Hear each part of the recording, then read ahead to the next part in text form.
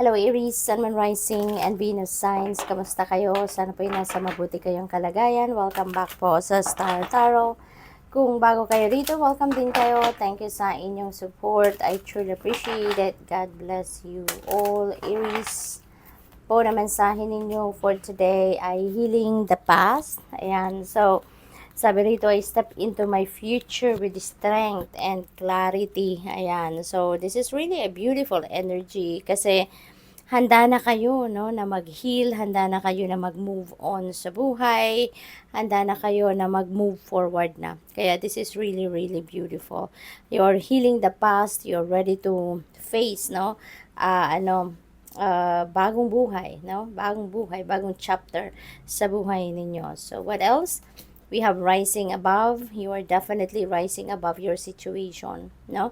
Kung ano man ang sitwasyon ninyo, sa ngayon, maaaring ang iba sa inyo meron pang meron pang bubog from the past, ano.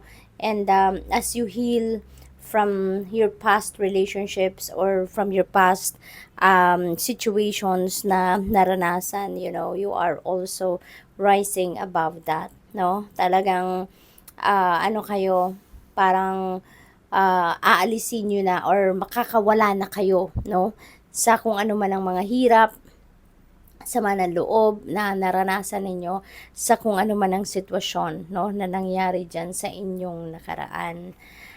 We have manifesting dreams. Wow, napakaganda. Kasi nasa high energetic frequency kayo sa ngayon and you are manifesting your dreams. Nandito kayo sa period wherein you're going to manifest, no, ng mga pangarap ninyo. And sabi dito, my dreams are coming true. So definitely, hindi lang ito isang pangarap, no? Kasi dreams, plural form. So marami ang maaring mag-come to fruition dito ng mga pangarap ninyo. And this is bounty, no? So siguro pangarap ninyo na magkaroon ng prosperity and abundance, magkaroon kayo ng additional wealth, 'di ba? Kaya parang ito, parang nagsisignify ng plenty, ng bounty, ng abundance, no?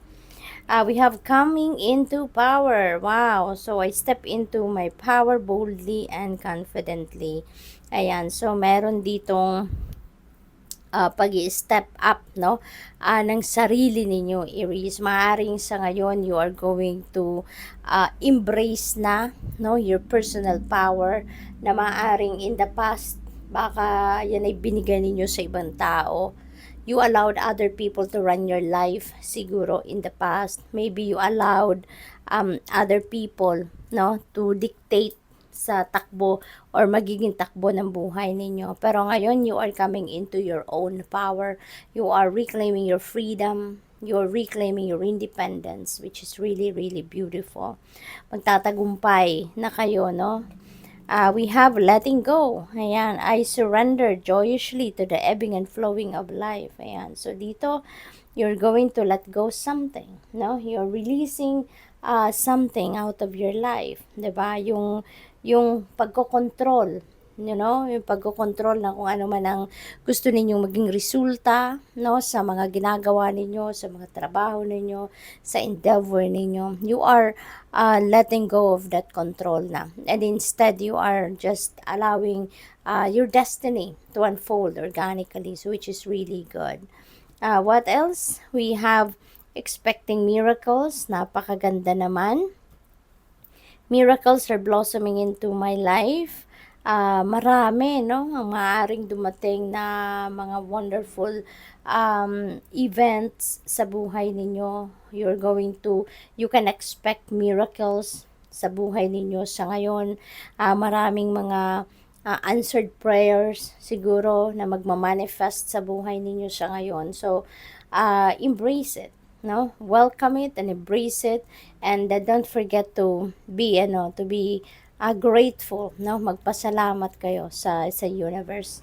What else? We have believing in magic. Ayan. So, true magic is abounding in my life, no? Yung mga miracles na to, those are unfolding magically. We don't even know kung anong dadating. We don't even know kung papaano mangyayari ang mga bagay because it will just unfold organically, no? So this is really a beautiful energy, no? Because when you believe in magic, 'di ba? When you believe in miracles, miracles do happen, no? And lahat naman ng nangyayari sa buhay natin, they're all magical.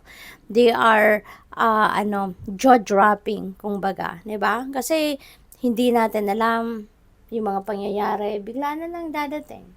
No? May mga hindi tayo inaasahang pangyayari, meron tayong mga inaasahang pangyayari pero hinihigitan pa, 'di ba, ng universe kung ano ang ibibigay sa atin, yung mga ganon. So what else? We have savoring pleasure. I fully embrace bliss in my life. Kasi you are appreciating kung ano ang mga dumating or dadating pa lang sa buhay ninyo, no? Na-appreciate ninyo lahat ng blessings, na-appreciate ninyo yung mga magagandang pangyayari, magagandang bagay na nangyayari sa buhay ninyo, yung mga gifts na binigay sa inyo ng universe. You're appreciating everything, no? Nagpapasalamat kayo, masaya kayo, no, sa mga biyayang ito, kaya napakaganda, no? Napakaganda.